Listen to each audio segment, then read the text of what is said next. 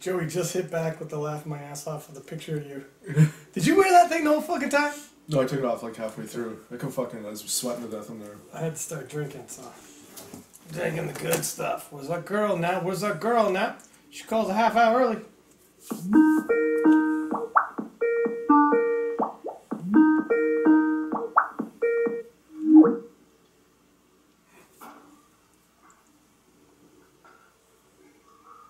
Hey! How's it going?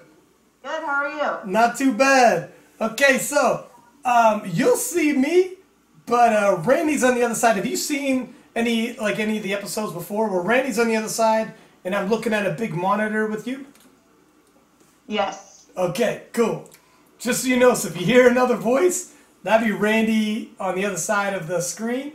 And if looks like I'm not looking at you, it's just because I'm looking at you on a big monitor right there and I'm talking to you at that monitor, okay? Perfect. Okay, sounds good. So how you doing? I'm doing good. How are you? Not too bad. We just wrapped up a recap episode with Joey Flex for the USAPL Broad Nationals, where you did your damn thing. Yes. Picked up another title. Yes, sir. Yeah. So how you feeling coming down from that right now? You got any injuries? You just tired? No, it wasn't my best training cycle going into nationals. So I did about as well as I expected to do. But definitely looking forward to this coming training cycle where I have a little bit more time to get in the groove, pick up some momentum. Are you planning on doing Arnold's, or are you going to wait and just do the World Championships? I plan to do the Arnold, yes. Oh, no kidding. So because not too big of a space in between the Arnold's and Worlds, but you recuperate pretty quickly? Yeah, I did. Last year I did well. I did the Arnold last year and had, I want to say it's about, maybe 18 weeks or something? Something like that, yeah. Between the two. How old are you? 34. Oh, yeah. You're still young. See, as long as you're in your 30s, you're all good. You look younger. I would have pegged you at like 25, but that's okay. Nope. Okay. Nope. So how did you get, so for myself, I was the IPF commentator for the past couple of years at the World Championships, and because you were coming from another federation, I didn't know a whole lot about your background, and I know we're based out of Canada, right? So we're all thinking, oh my God, this could be the year for Maria T. And damned if you didn't come out of nowhere and lay it down, and we're like, whoa! So I'm sure a lot of Americans might have seen you coming, but just to get a little bit of background on people who might not know, so when did you start lifting and then powerlifting? And how did you get into it? Let's kind of bring it back and catch them up on the timeline. Sure. I think I started lifting maybe 5 years ago. I started doing CrossFit or something, and then I didn't do CrossFit very long. About 6 months in, we did a little unsanctioned push-pull, and I did that and did very well. And then I was kind of like, well, now what? And then somebody handed me a entry form to a full power meet, and I never looked back. No shit. So that somebody, was that like, were you getting coached by somebody at the time in terms of the free lifts? No, it was just some guy at the CrossFit gym. No kidding. So how did you end up getting coaching? No, not until I moved. So when I started CrossFit, I was in Charlotte and then moved back home probably 3 years ago. And then went into Wade Johnson's gym where I train now. And then about 2 years ago, I started working with Aaron Thomas, who's been writing my programming, and he's the one that suggested I go into the USAPL. And so, yeah, I've been working with Aaron for about 2 years, and he writes my programming, and then Wade kind of Wade's with me at the gym every day, so has eyes on me every day, and he comes with me to meets and handles me at meets and things like that. When you first started, were you already good, Or is it one of those where you had to start grinding and working on it and gradually got better? Because we hear stories of people who come in and they're just smashing crazy numbers like, I think I found my calling. Yeah, no, I was pretty good right out of the gate. Were you? Yeah. Did you do sports all your life leading up to this? Yeah, I played softball and basketball. I never got to a very high level, but. So did you do weightlifting before you got into powerlifting? Because you don't really do a lot of weightlifting for like softball and basketball, right? No, when I played softball in high school, we did go into the gym in the off season and lift. I have no idea what I was doing. I would love to go back in time and know what the hell I was doing. Yeah. So when you first started competing, what was that? The USAPA Federation you were with initially? No. I think the first meet I did was actually an IPA meet. Okay. And then actually went to the SPF. Okay, yeah. And then USAPL. Oh, no kidding. Okay. And so that's where you were. And when did you make the transition into the USAPL? December 2016, I think. No kidding. Okay. So that makes sense. I don't feel so bad now when you popped up at the Worlds and I didn't have a good scouting report on you. But, because you came in there and like, holy smokes, in that World Championship. And that was in Belarus of all places. So did you find, because a lot of lifters, when they flew over there, I remember, because I had to compete at the same time as commentating, reading labels in terms like, because if you're cutting weight, trying to find water that didn't have sodium in it, and trying to eat. I was there for 2 weeks ahead of time. Did you find it hard, like, adjusting in terms of an international meet where, like, English is definitely not their primary language? I actually was pretty fine there. We stayed at an American hotel at the DoubleTree. It was just right across from the venue, so I kind of hid in the bubble there, and I literally ate the same meal every night until I competed, which was I knew was safe. I just ate like a fillet and mushrooms every night and all of the day. But yeah, I kind of thought if I'm ever able to do it again, I would probably attempt to stay in an American hotel or at least a very Western Western hotel just for those reasons. I know you mean, like when I was at the hotel, I was trying to like eat food that I knew what was what. Last thing you want to do is have a stomach ache when you're out there. Do you got to cut much weight for these competitions? For Worlds, I didn't have that much to cut. I was maybe 3 pounds over. Oh, that's nothing. Okay, you're all right. So I just cut the rest in water. When I did the Arnold, well, when I won nationals, after I won nationals, I got pretty heavy after that, and I wasn't quite sure because I was new to the USAPL, I didn't know like what was going to happen next, and I didn't anticipate being invited to do the Arnold at all, and so I got pretty heavy after nationals, and so I had a pretty tough cut going into the Arnold, and then I was pretty flat. I was pretty disappointed in my performance there, and so I was just determined to not get too heavy after the Arnold. And I think it was a big game changer for me going into Worlds, was just, maintaining that body weight and not having to do a crazy cut. To maintain it, do you believe in counting like macros and stuff, or you just do like extra side stuff? No? How do you maintain your body weight then? Aaron writes my nutrition.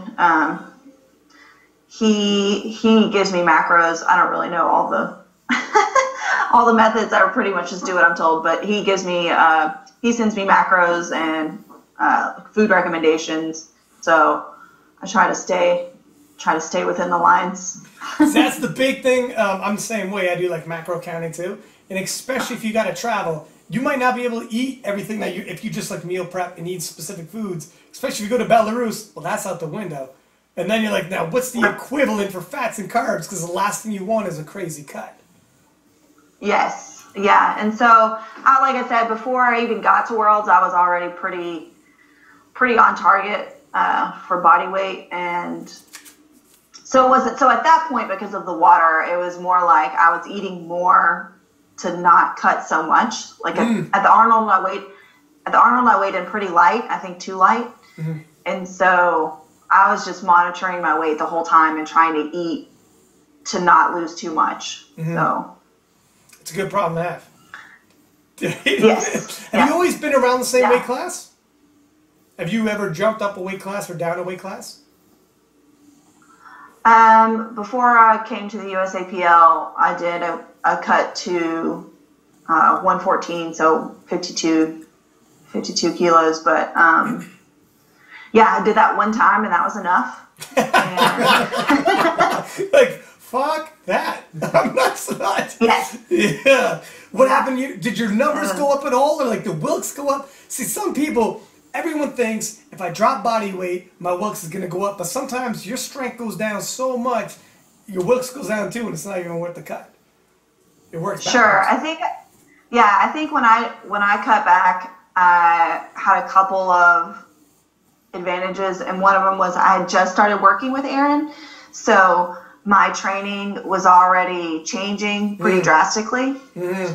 And so he implemented a lot of stuff that was new, like volume. So that worked out on my end, that I was able to begin that training with him and do the cut at the same time. And so I actually got stronger. My numbers went up when I did the cut to 114. And then from there we did a massing phase. So massed up to a little over 140 pounds. So I don't know what that is in kilos, more than 63. Yeah. That. And then we cut back down to the 57s. So See, that's what can be. I mean, it's tough because you started a new program at the same time as you're dieting. So it would have been tough to tell yourself, maybe I should stay 114 because I got stronger. But there's other factors, right? And then you got to kind of measure in there. Obviously, you made the right decision because you're world champion right now. So everything worked. Yes. Yeah, 114 is not the weight class for me. How tall are you? About 5 feet. Oh, whoa! You're kind of short. You can't tell. You can't tell when you see people, right? Like sometimes when I see like Dennis Cornelius, and it's like, wow, he looks huge. But like when you see him in real life, he's only like an inch taller than me. But he's like 100 pounds heavier. But you can't tell when everyone's just all round in their own weight classes. But I think shorter people got shorter levers. It kind of helps with our sport.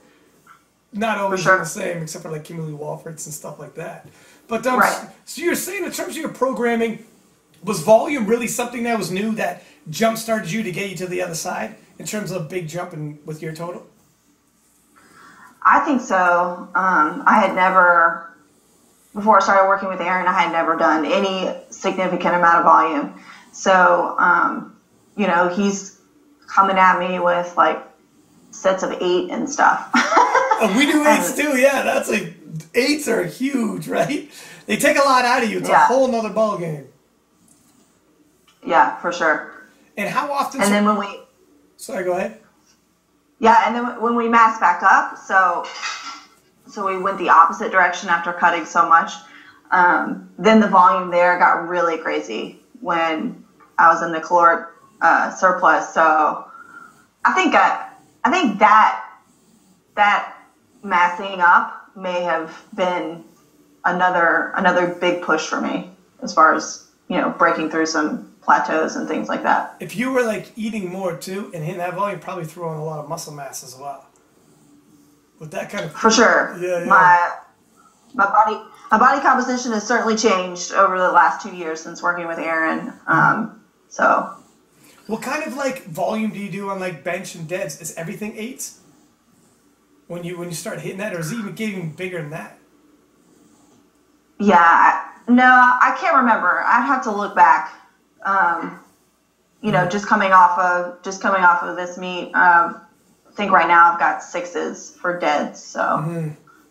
And how often do you squat and dead and bench a week? Usually about twice per week for each lift. Including the deadlift? Yes. Oh, no kidding. Particularly if I get, as we get closer to a meet. Like right now, I'm like 20 weeks out, so I think I only have deads 1 day a week right now. Mm-hmm. But as we get closer, usually all the lifts I'll have twice per week. And it's like, on Tuesday, squat is the main movement. So obviously squats, and then it'll be like speed deadlifts. Mm-hmm. So okay. Gotcha. Not real heavy or anything. And then the same thing on Fridays. Deadlift is the main movement, and then I'll have some lighter squats. Gotcha. So how many days a week do you lift then? Do you train? 4. Oh, really? You squish that out into 4 days? No kidding. So you got 3 days to recuperate? Yeah. So I do Monday, Tuesday, Thursday, Friday. And take the Wednesday off in the middle? Yeah, I could. I have the option to go in on Wednesday, but I usually don't. But I choose, because I'm the world champion. I'm thinking, all right, I earned this, right? Good for you. So yeah, I train so early in the morning, so like Wednesday, I like to sleep in a little bit. So because you're a mother, right? Yes. As well as powerlifter. So how do you make it? Like, how hard is it to maintain that balance? See, how often I hear people say, like, when you have kids, things change, etc. And I no doubt it's hard, but I look to people like yourself, Marissa Inda, Jennifer Thompson, that are like, these are full-time mothers. And I think fathers, like, they're around, but mother is a whole nother deal. Anybody who grew up knows there's a difference between a mom and a dad. Like, mom is 100% always there. Dad can come in, shut off, watch TV. If he's having a tough day and you just don't bother dad, you're going to bother mom. You know what I mean? Like, if you're a mother, there's no time off. How hard is that to maintain? You're at the most elite level there is in your sport and be a full-time mom and still hold down the house. Yeah, so, I think it's important to understand that my children are now a little bit older. They're 6 and 8, so they're not tiny babies. So if you're a new mother, there's no need to like get super stressed about getting back into the gym. There's a season to be the new mother, and then there's a season to be a freaking world champion powerlifter. So you gotta. It's okay. It's okay to hold down the fort at home for a little bit, and then when you're able to work it out, then go ahead and bring it in. I train early in the morning so I can, while the kids are still sleeping, my husband is home with them then, and he gets them ready for school and does all that. And there's one now. Yeah, so he takes care of them in the morning. I train then, and then I'm able to be home in the evenings and do all the mom stuff then. But so how early do you got to get up to train? Like, because how big is like a training day for you? It depends on how quickly I want to move, and yeah, and how far I am into the training cycle. So obviously, the beginning of the training cycle, the weights are going to be a little bit lighter, so it doesn't take me as long. But then towards the end of a training cycle, I have to work up to these heavy weights. Kind of takes forever. Yeah. But I try to keep it around like 2 hours. Okay, so how early do you wake up? So I try to get to the gym by 5:30. Woo, man, that is heavy. See, I can't. See, I can see waking up. So you got to wake up around like 4:30. Yeah, usually. Jesus, what? See, this is where people come in with these excuses like, you don't know my schedule. Where if you want it, you'll make it happen. And lifting heavy, like if you got deadlifts, I can't picture deadlifting heavy at 5:30 in the morning. But I guess you're used to it, right? Has this been always the case since you've been in the sport? No, when I moved back here to Tennessee and I went to Wade's gym, that's just what time they train. Wade's like, call time's 5:30. Really? And I'm Everyone's like that? Okay. Yeah. So it's not like I'm going in there alone. I've got people there that are also lifting heavy shit at 5:30 in the morning. So you're so lucky to have that. We're a bunch. You're so lucky to have that, because I can only picture, like, I mean, if I said, hey, call time's 5:30, guys, to my gym buddies, I'd be solo. That's it. You're going solo, my friend. But the advantage of that with her being in there is that you have so many other people, like the momentum is there. You're walking into momentum. At least. Everybody could be a bag of shit, but you're going to build up as long off as each other. everyone else is let's rock and roll. Like, I thought, like, if you're going to do 5:30 by yourself in the basement, that's a shit. That's a shit workout. That'll be really hard to belt off deads. 5:30 in the morning by yourself in the basement. Everyone else is asleep. But yeah, if you got your crew. Now, how come the rest of the crew goes 5:30? Are they just before work? They want to belt it off, and they're all family guys, family girls? Yeah, pretty much. It's so the gym is in Wade's basement, actually. Oh, no kidding. And yeah, he goes to work. He has a job. He goes to work too. So he wants to get it done, and he's in charge. And he's the boss, applesauce. So we say okay. Yeah. How many people does he got? You know, it goes in waves. I've been there for about 3 years now, and you know, there's been as many as maybe 10 of us there in the morning, maybe a little bit more. Holy and then shit. And then sometimes, you know, sometimes there's only 3 of us there. So yeah, it's just ebbs and flows, just like everything else. But yeah. So what kind of stuff would he have? Do you guys do a lot of assistance work because it's in his basement? Would there be like machines and stuff, or is it basically free weight? You know, like, or does he have machines on there? I don't know. I'm picturing his basement like it's a Gold's Gym down there now. Or is it like... Yeah, no, he's got, it's one of the reasons I love it there. His basement is outfitted for powerlifters. He has 3 monoliths. Oh, no shit. Wow. He's holding the Nationals, Raw Nationals USA Pale is in his basement next year.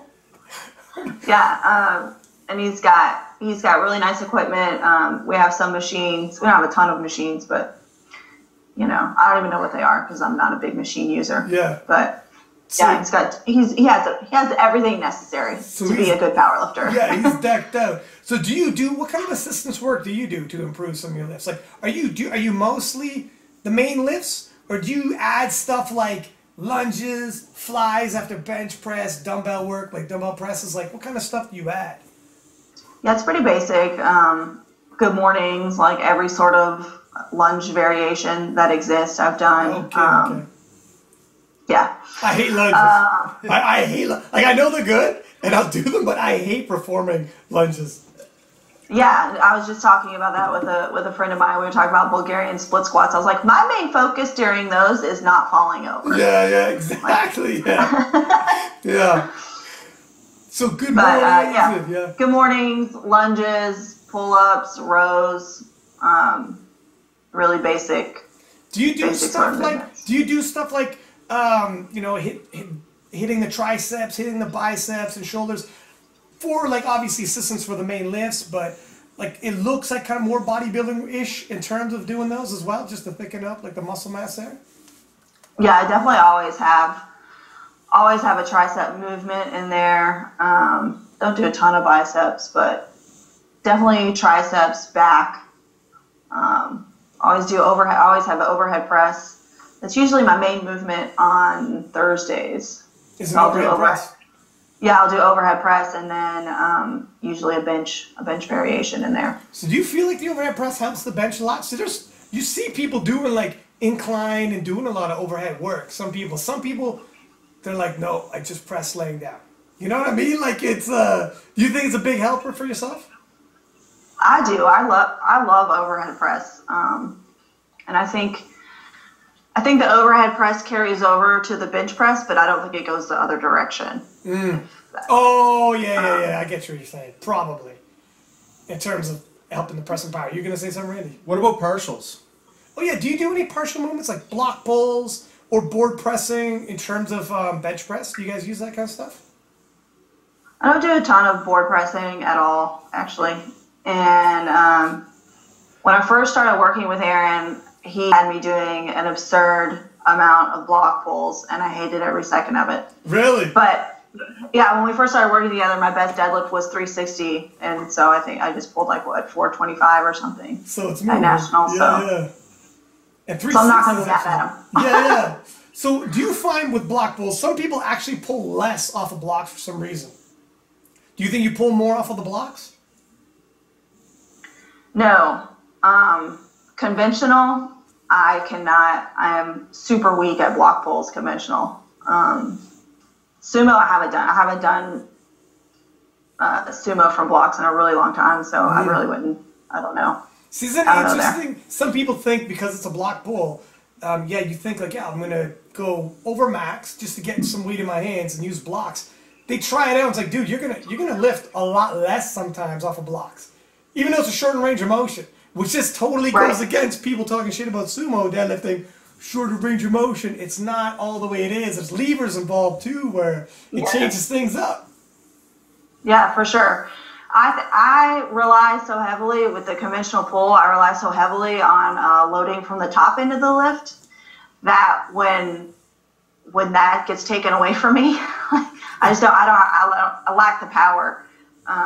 It's same thing using straps. I don't do as well if I try to use straps for the conventional deadlift because, like I said, I just rely so heavily on loading from the top down. And then when I have straps on, I'm bent over from the start, so I just can't do it as well. And do you do both type of pulling in terms of in your regular training though? Recently, so after Worlds, we incorporated sumo just to see if I could have a better sumo pull. And they're actually really even. So you switch hitter. Yeah. We got to. And then ultimately we decided to take conventional to nationals just because it's a little bit more reliable as far as technique goes. I haven't quite figured out the technique for sumo, but I think sumo will probably be stronger if I learn how to do it. And that's the thing. Better. Me and Randy, so we both train and we got a team here too, and there's a guy who's kind of a similar situation, pulls conventional. His sumo in terms of in the gym is crazy catching up, but when are you gonna, pulling the trigger, making that decision on pulling sumo in the meet is like, you almost always, when it comes time, let's do what's safe. Because especially if you're a world champion, how you gonna you're like, this got me a world title, I'm gonna do if the shoe fits, but then there's that hole when you go to bed at night later on. What if my sumo lift is so much more, right? You'll never know until you lift on that platform. Yeah. I'd already decided before nationals, I was like, if I miss my second attempt, I'm totally going to take it for a third with sumo. Really? You go yellow? At least if you ever have a tweak in the back or something happens, you're like, we're going sumo. The show's not over yet. That'd make a good story too. If this was at the World Championships. Oh my God, she's injured. And then you switch up the stance. Fun, everybody. Yeah. Well, I think that happened in training. There was a couple of sessions where I had a heavy, because like I said, we were switching them both off just to see.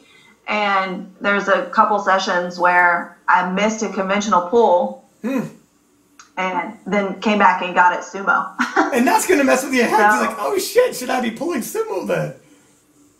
Yeah, but it's hard to say because we were doing both. If I'm pulling sumo, I was basically going tit for tat on the sumo versus conventional all throughout training until the last block. And so I was like, maybe my conventional's just sucking because of the fatigue from pulling sumo also. There's other factors. That's true too. That's true too. What do you think fatigues most from the sumo in terms of if you're gonna put a side-by-side comparison? Where do you feel the most in terms of sumo and then conventional in your body? It's hard for me to say, other than just conventional. This particular training block, conventional seemed to fry my back a little bit, which deadlifts in general tend to fry me. And then when I was pulling sumo, I was like, I can do this forever and it'll be fine. Yeah. But that who knows over time how that would affect my hips and other stuff. But that's true. You might have to switch it up. In terms of squatting, do you do both low bar and high bar in training?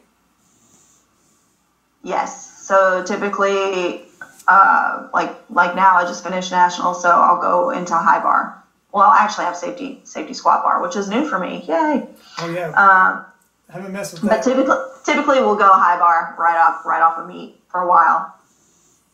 And then you'll transition into low bar. The bar gets lower and lower as the weight gets heavier. It just slides down your back.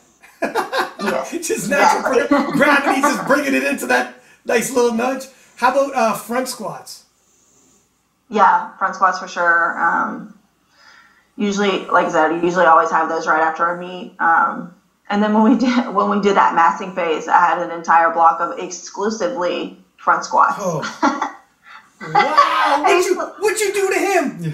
You insulted him somehow? You took his parking spot and woke up his kids when you came over in the morning. Yeah. He's like, all right, that's worth a medal in itself. That's right. right. Wow. So what? So yeah, and I love front squats. It's one of my favorite lists is a front squat. But that block nearly killed me of front squats. I was like, you know what? It's like that kid, I don't know anymore. It's like that kid you catch smoking. You're gonna finish every fucking cigarette in that pack now. And tell me how much you like them now. That's what your coach is like. You get too saucy with these front squats. You got nothing but front squats then. So how heavy? What's the heaviest front squat you've had? Have you ever done like heavier, or is it always volume? I haven't done a heavy front squat. I think younger powerlifter Jennifer probably really wanted to test her front squat, or 1 rep max front squat. But now I'm kind of over that. I'm like, whatever. It is what it is. But I think the heaviest I got was I want to say I was doing 275 for sets of 5. Holy shit! Whoa! And it was very hard. But definitely one of my most favorite lifting moments of all time was getting those front squats. Yeah. See, the difference between, for some people, and I can speak from experience for myself, my back squat and my front squat is like so night and day. I guess it depends where you recruit your muscle. But like for instance, Olympic lifters, they say it's probably about an 80% difference, but like in terms of ratios, your front squat should be 80% of your back squat. But there are some powerlifters like myself, oh man, it is not even close. It's not even close. Whereas yours sounds like what would be, is it around 80% for you? What's your best in meet back squat? 385. No shit. Like 75%. But she did 275 for That's 5. what I'm saying. It's like, for 5, yeah. 1 rep, yeah, you're probably 80, 85, 90. Holy smokes! That's crazy. Do you do Olympic lifting? You sound like that. Wow. Have you ever thought about it? No, I haven't. I don't know. It doesn't appeal to me, but yeah. Yeah, it's a whole nother ball game in terms of like fast twitch fibers, yada yada. But your front squat is way high. It feels like, especially at that weight. Yeah. Yeah. That was a bit ago. So I mean, I don't know what it would be like now, but we'll find out here in the next couple weeks, I guess. Yeah, I guess so. Yeah, keep us updated. We'll repost on Squat Champs if you start hitting any of those kind of numbers again for sure. So in terms of yeah, sorry, go ahead. Sorry, yeah, I used to before I started working with Aaron, I would squat high bar in competition. I obviously have a good bit of quad strength working for me, but now high bars, since I've transitioned to low bar, now high bar is much harder for me. Is it? Yeah, because your body, and I think your body adjusts as well too, right? It feels just foreign to you. How often do you take eventually high bar completely out of the block once you start getting close to a meet? Yes. Oh. Yeah. Probably like 8 weeks out, I think we completely drop high bar. It might be sooner than that, but somewhere around there.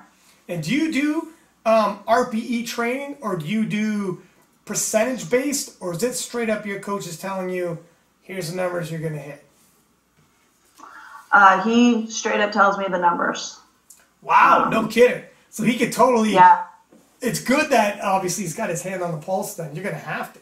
He would have to know. So does he just tell you, like, gauge what that feels like? Because sometimes there's some lifters, we got cameo appearances by your kids here. Sometimes it's funny because your door's open and the kids are multiplying in the background.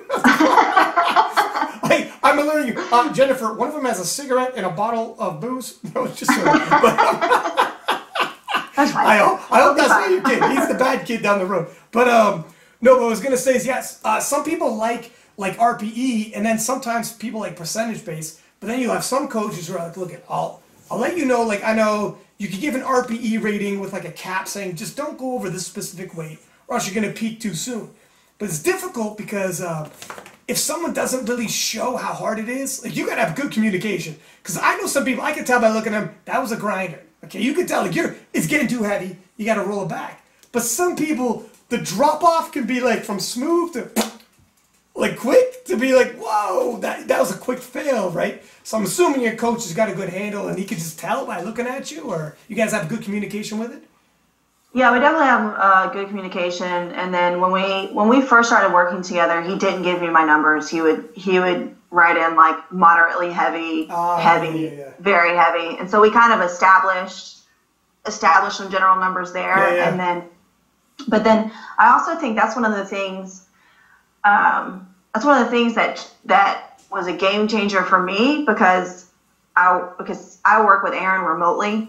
And so he would just be looking at the numbers that I'm hitting, you know, for however many sets. And then, because when we first started working together, I was squatting in wraps. Oh, okay. And I was terrified. I was terrified to touch anything over 275 pounds. And he's like, you're ridiculous. He's like, you walk in the gym right now, you'll hit 325 without reps, no problem. I'm like, there's no fucking way. I'm like, you're crazy. But at this point, I had already like developed some trust with him because he was already writing my numbers, and I was already doing things like front squatting 275 for 5. Yeah. Like, if that was that, oh shit. Yeah. If you told me 275 for 5, you're like, you got 325. I can't bet my life you got 325. No kidding. So yes, that's one of the huge advantages of staying with the same coach. They actually get to know you and start programming around you. As opposed to like, here's a cookie cutter program, let me know how it goes. Whereas, you know, you start off, all right, here's a program, I want moderate, this, that, the other. He's getting more and more data, so you just tell him the numbers you used. Is that how it goes? And then he's like, yeah, now I'm starting to know how your cycles work. Now we can start making more personalized. For sure. And we talk, and he, like I said, we've been working together for a little over 2 years now. And so I think anyway, he trusts me when I'm like, that number is not right. Yeah.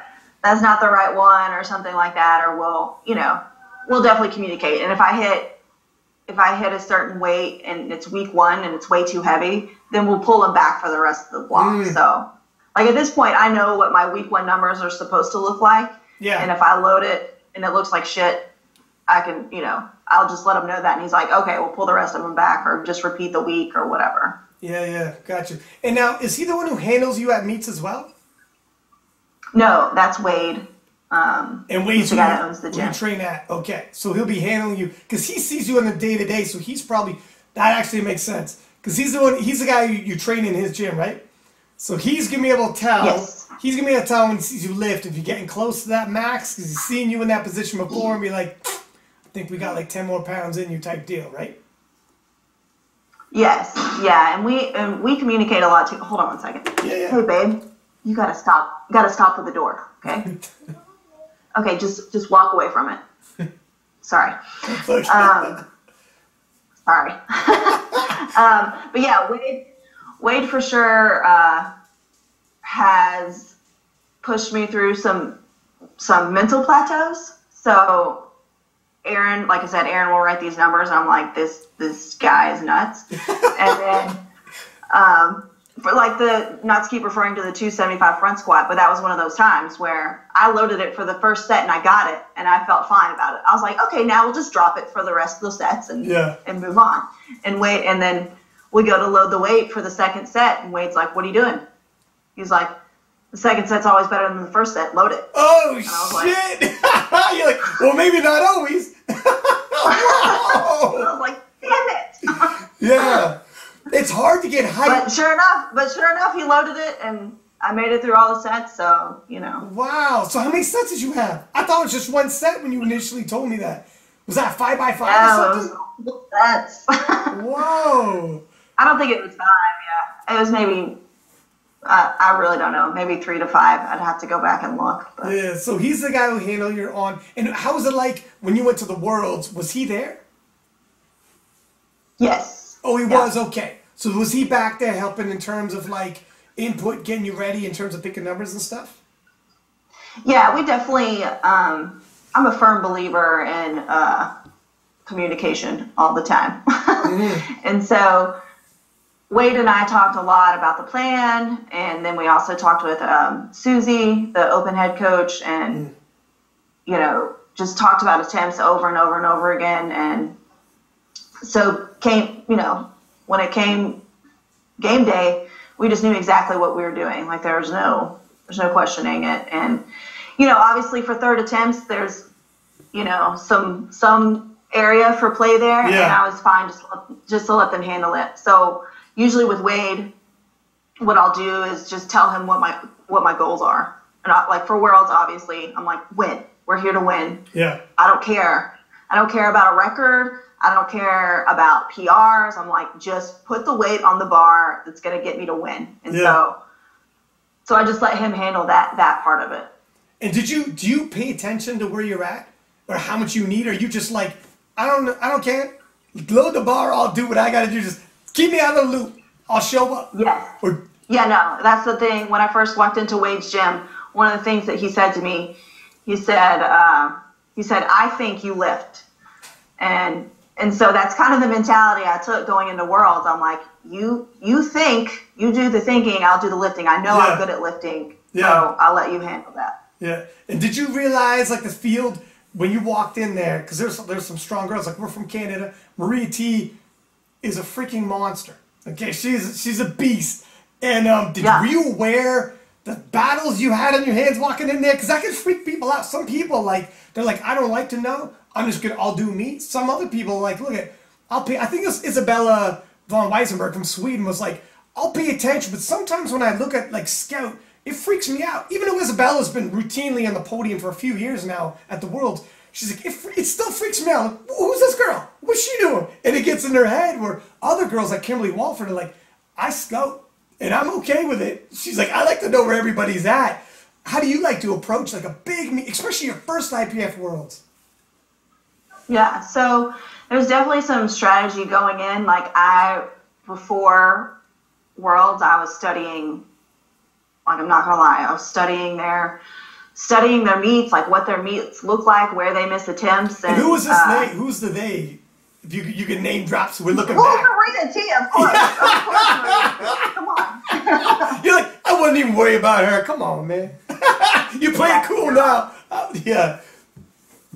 Obviously Maria T, Ina Filmanova, obviously you can't count her out. She doesn't give you much though. But even that, like I'm looking at their score sheets. I'm looking at their meet results and seeing where their holes are. And that's how I build my strategy going into the meet. But then, like I said, we have a plan, we have a strategy in place, and then I just let them handle it day of. And I don't care, day of. Yeah, day of it. Well, it is what it is at that point. Too late to worry about it now. And it was Filmanova, if I'm not mistaken. I called a lot of freaking sessions, but she bombed out. Correct? She was defending world champion, and she bombed out. I did not see. She bombed out. I remember walking in this thinking. I remember telling everybody in the commentating booth, like, this is the one, right? This is a big battle. You, Maria, and Filmanova. And when she bombed out, did you get told she's out during the meet, or did they wait and just say, I don't want you to get the foot off the gas pedal. Just keep doing your thing. Or did you not find out till afterwards? Like, how did you find out? No, I didn't. They did not tell me. So funny. We hardly even spoke, like the entire meet. Really? You seem like, wait, where'd you get here, man? You're like, where are you guys at? I think I said one thing to Wade the entire, I remember two things I said to Wade, and I can't even remember what it was, like where I was in the meet, but I just looked at him and I was like, everything's fine, right? We're good? He was like, yeah, we're good. Yeah. And then going out for my last deadlift attempt, I was like, I looked at him and I was like, I want to go 9 for 9. Because at that point I had already won, so I was like, let's go 9 for 9 and just, friggin' crush it. Yeah. And he's like, I'll only put on there what I know you can get, but yeah, I didn't really know where anybody was at during the meet as far as numbers go. I knew something weird was going on with Filmanova because they were taking attempts like they were like benching in the warm-up room in between attempts, and I was like, something weird is happening. Yeah, for sure. what's going on there? Yeah. Because she was allowed to continue, but obviously the total wasn't going to register. And that would somewhat throw you off because she keeps lifting, but then her total's not going to count. So you're like, something feels off here. Yeah. So in terms of, is there anyone new else that's coming up in terms of the 57? So obviously it's going to happen in Canada this year. And there's a lot, like I'm telling you, we're from Canada, there's a lot of pressure on Maria T because she was like so close to being Canada's first open class world champion. We've had tons of masters, tons of juniors, have so many people on the podium. Nobody's actually, and we've come like second in the worlds in Texas, but we never had a single person win the open worlds. We could come in second overall, every nation, without a single person winning the open worlds. And she was like our girl that's like, I think she's going to do it. And you came in there and stomped all over that. So when you come to Canada... I don't know if I stomped all over her, but... Well, no, the dream. You stomped over the dream. No, that was a good battle. But yeah, it's going to be a hell of a scrap in Canada. We're looking forward to it. And I think your Wilks you just hit was a 540... What was that, Wilks? You got U.S. Nationals? We just did a recap. You remember, Randy? You probably should know it off by heart. Yeah, it's 541.2. There you go. Look at, you gave the decimal. You gave like 5 decimals after the decimal. No, but well, because I lost best lifter by 0.08. Yes, that's insane, man. Yeah, to Kimberly Walford, no less. 0.08 is what she lost by. Wowzers. So is there another girl in the world? Because Kimberly's #1 in the world then. Well, especially in her weight class, like if 2.5 kilos on her total her Wilks would have shot. Like that's the difference with hers right now. Yeah. Free. Well, at nationals, at worlds I totaled 462. Yeah.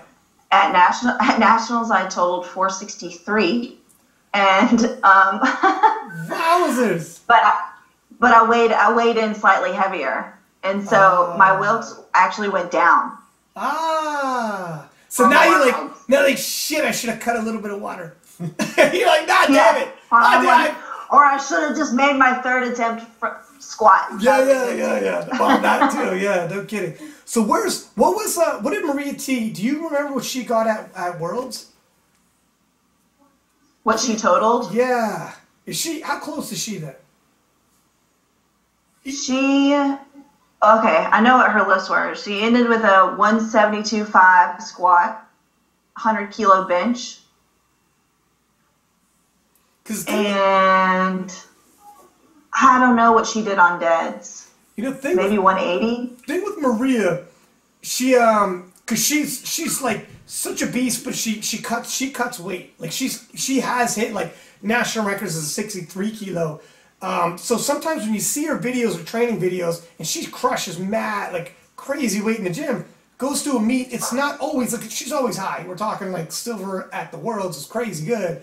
But it can throw you off. You're not sure what to expect. So in terms of game planning, I'm sure on your guys' end, sometimes it'll be like, shit, you don't know what to expect. Like 2016, she actually bombed out. And then the next year takes a silver medal. Like it's kind of nerve-wracking in terms of like viewers, like Canadians trying to cheer for her. But I don't even know how you guys would scout report somebody like that. Do you watch the training videos?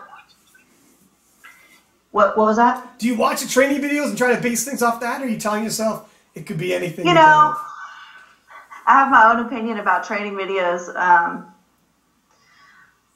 I don't count on anyone's training videos ever in a meet, because I just look at the meet results. That's where I strategize, is meet results, because it doesn't matter. I mean, lift whatever you want in the gym. Like, be a good gym lifter. I don't give a fuck. Yeah, it doesn't matter. Like, that's true. That's a good T-shirt. That's a good T-shirt right there. That's ours. We're gonna patent that. But yeah, yeah. So to me, it's like, what are you able to put up on the platform? Because nothing matters. It doesn't matter what you're doing in the gym. All that matters is that what's going on that score sheet. And so sometimes, and it's easy to get caught up in that. It can be intimidating. But like I said, I just try to keep my head down and put the numbers on the platform. And you know what? Sometimes the numbers don't translate. Like you see somebody's triple, difference and the triple can be crazy high. The difference between their triple and a single aren't as much as you're going to play in your head. And you're, holy shit, if she's tripling that, she's going to, maybe not. Or the other way around. The opposite. Her triple is super low, and you're like, whatever. And no, but her single is crazy high. So, yeah, sometimes at gym, it can be totally different. So when you do that in Scout, do you just kind of like, all right, I'm going to give her the benefit of 5% increase? Or are you like, how are you kind of thinking about it? Because your jumps, I mean, it kind of changes once you get elite level. The jumps aren't as big, but still, you got to anticipate some changes, right? Yeah, for sure. So, you know, I think there's a couple ways to go about it. Like I'm not gonna. I don't ever want to get too caught up in chasing. Like I like either chasing a specific number or chasing like a specific amount of kilos, you know? Like going into Worlds, I fully expected to be out squatted by Maria. I was like, she's going to out squat me, 100%. I was like, I may be able to match her on bench, but my plan was to out pull her. I was like, I'm going to out pull her. If I can get 6 lifts in, I can out pull her because I have to have all the lifts. Because I'm pretty strong in all of them. There's not one that pulls me way far away like Kimberly Wofford or Jennifer Thompson or something like that. Yeah, gotcha. I have to have all of them. So it's really important that I build that subtotal and then I have a pretty decent deadlift. So I gotta make them play. I gotta make them play the game. You out squatted Maria. Did she out squat? She missed her second. I think so. Did you not? Yeah, you out squatted her by 2. Because she missed? By 2 kilos, yeah, because she missed her second attempt. Oh, shit. So that must have been a huge sigh of relief when you seen her miss. Because then if that was the one she was supposed to build her total on. Well, I mean, with Maria, that's her lift. Like, everyone, like she said, jumps ahead, right? That's Maria's lift. And then you did match her on bench and then took her out on deads. So what happens if Maria doesn't miss? Is it closer? It's going to be closer, obviously. Well, there was a total of 7.5 kilos. But, I mean, both of them have evolved, so it's hard to say what's going to happen. It's going to be such a battle. Are you approaching it different knowing you're at the top and you're defending now? Or are you still just going to approach it like, I'm going to act like I never won. I'm going to walk in there just as hungry. I'm not satisfied. Yeah, absolutely. I was talking about this a little bit with some people at Nationals, but I think you have to have a certain level of detachment. So, you know, I may have won the world. I may have won Worlds in whatever year this is, 2017, but that doesn't mean shit for 2018. Like it's the new point A. Like you got to start back over. You have to detach yourself from, you know, numbers, meets, how big they are, your competition. Like for me anyways, I got to be like, I just got to get this one lift. I just need to make this one lift and move on and then forget about that too. Fight the little battles to win the bigger war. Just break it down, right? Yeah. Don't take it all at once type of deal. Yeah. Stack them up. And how was it winning those world championships, though, that night? How'd you feel knowing I'm the champion of the world? That's crazy. It was crazy. It really was. You know, it's not... I went to win. Like, that's what I went to do. I went there to win. That's all I wanted to do. But I knew I was going to have my work cut out for me. At no point did I ever doubt Maria or Filipanova, either one of them. And I knew going in that, I feel like I'm giving away all my secrets, but I knew going in, I was like, if there's one miss, if any of us miss one lift, it's game over. It's going to be, all of our numbers were too close to one another to where if one of us missed, you're out. You know. Would you sooner go against people that close, or would you sooner be a runaway? Like, because it's got to bring the better out in you, knowing you got to be the better lifter that day. Like, you're gonna hit your best lifts. I would hope so. Like, or would you sooner be a runaway on this? No, I would much rather it be close. Yeah. I tell you what, this is how you get remembered, because sports need rivalries for people to care. I know in terms of commentating. I saw how many sessions, how many weight classes, divisions I commentated at the Worlds. And if there isn't a battle and a rivalry, it's even hard as a commentator. You got to, like, make some excitement. Wow, that's a big lift. you are going to be remembered for having this like Joe Frazier, Muhammad Ali style battle with Maria. You need opposition. Well, here's like Filimonova, who's a legend, Maria T, who's right up there with you. People are going to remember these battles, you know, and like whoever misses, they fall behind in the drama. Filimonova bombs out. Like, this is what's going to make it. Otherwise, you got, okay, this person won again.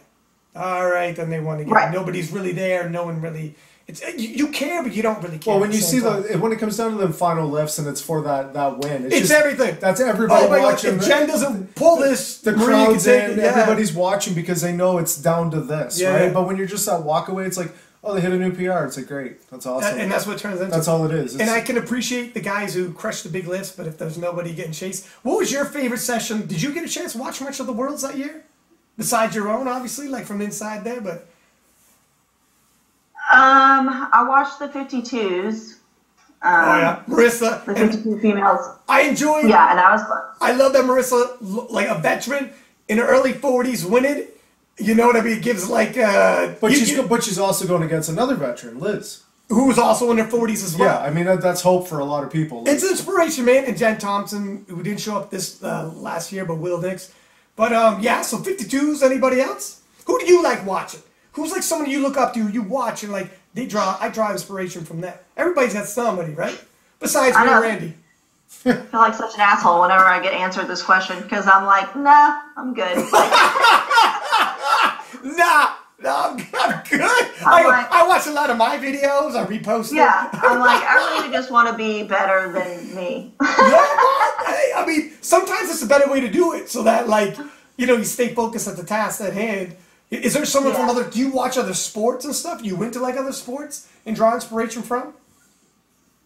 You know, I'm a sucker for a good sports movie. Like, just throw in sports and sprinkle in perseverance, and I'm that's right. Sports and Disney go hand in hand. Sports and Disney, yeah, for sure. They make some good flicks. But Marissa Enda, I enjoy Marissa Enda. She's one of, you know, I would consider her a peer, and I love watching her lift and just her mentality, her personality. She's got personality too. Like she's we had her on here, and she's personality wise. And some of these sometimes like I like for instance the David Rick stories who are like 57 years old, still crushing it, and then you're like, whoa, I'm in my 30s, I can last forever. I'm just getting started. This thing can go on forever. That's a hell of a lot. Anyways, we're going to let you go. I know Randy's got to get going here too, but one last question. You've already won one world title. God knows you can win several more. 34 years old, powerlifting as a baby. When all is said and done and you look back, how would you like to be remembered?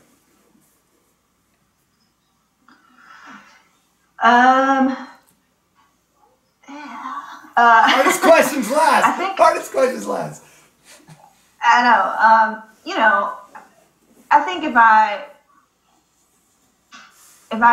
one person, whether it's powerlifting or anything in the whole world, if one person watches me do something or whatever, and then it inspires them to do something that maybe they thought they didn't think they could do, like, you know, whatever that is, like that's what I want, because that's what powerlifting does for me. It's like I, you know, push myself to a certain point, and then I think I'm done, and I'm like, you know what? I'm just going to push a little bit further, and then suddenly I'm winning gold at IPF Worlds. So, like, just that 1% more. If I can get somebody to do 1% more than they originally thought they could, like break through one barrier, and then I'd be a happy person. I guarantee you. I mean, you had to have hit more than 1%. 1% already.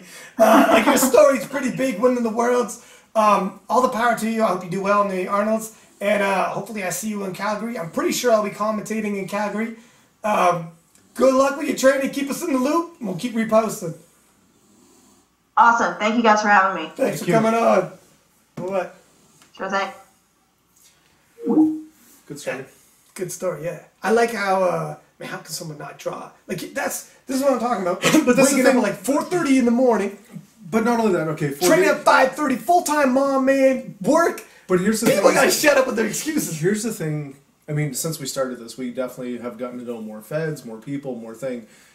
still have people like her last year who come out of nowhere and caught us off guard, right? And because we do a lot of scouting on our own, trying to find people, and people we do preview shows every fucking time. But people send us stuff. We do all kinds of stuff. We have scouting, but I mean, like you said, we thought Maria was going to be the open winner last year. She happened. That's it. You're never safe. So the thing is, but I mean, like you look at the different feds at crossover. Hack was a crossover. Yeah. And he didn't. It's not like he came out of nowhere, but no one thought that. Sort of, kind of, but everyone knew his he numbers won were USAPL, there. But the hype, like when you were talking about rivalry and stuff, Yeah. that's when people realized who Hack was, when that hype happened. Yeah. And I mean, we posted a lot to build that hype going in there. But I take full credit for that. Yeah, those two were going back and forth. But I mean, it's funny. I mean, even those two. I just seen a thing by Gibbs the other day. Said, "Telling Hack, I'll bet you $50 to the first person 500 bench." You know, it was just a little. Oh shit, man! It was a little call out on it, but Hack isn't that far off. That's the thing.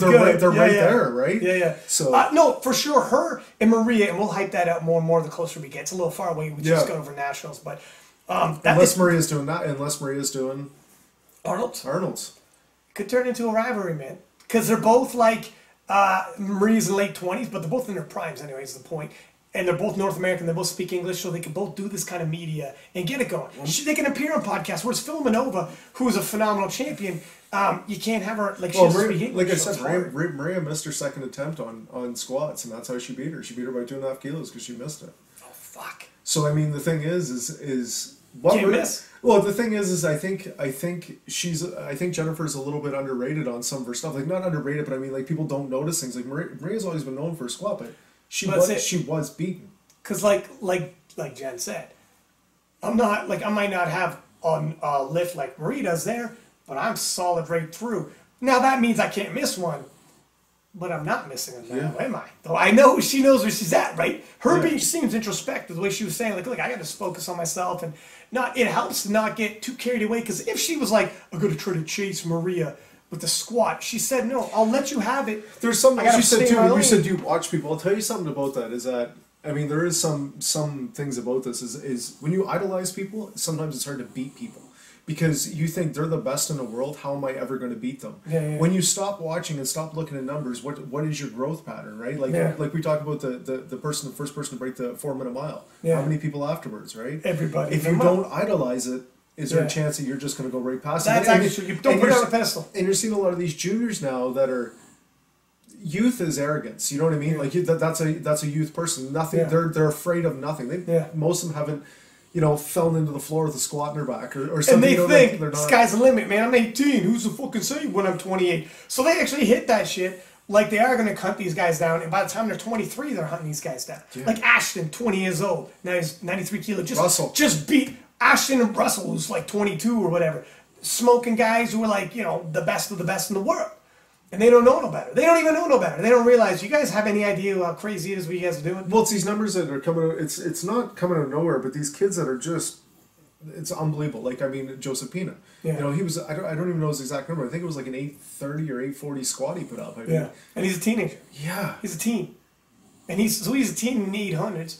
By the time he's pushing like in his late 20s, in 10 years. And I mean, that kid also came off an injury and trains for for his football. You know what I mean? Like powerlifting is a hobby for this guy.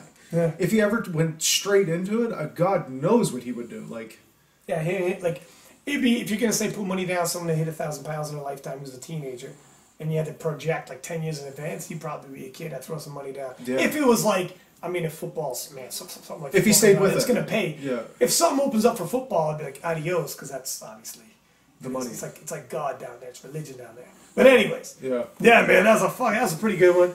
She's got a good personality. See, look at Maria is our girl because she's Canadian, but fucking you can't help but like Jen. How do you not like Jen? She's humble, personable, funny, and and because she's a mother and works full-time mother and then a world champion.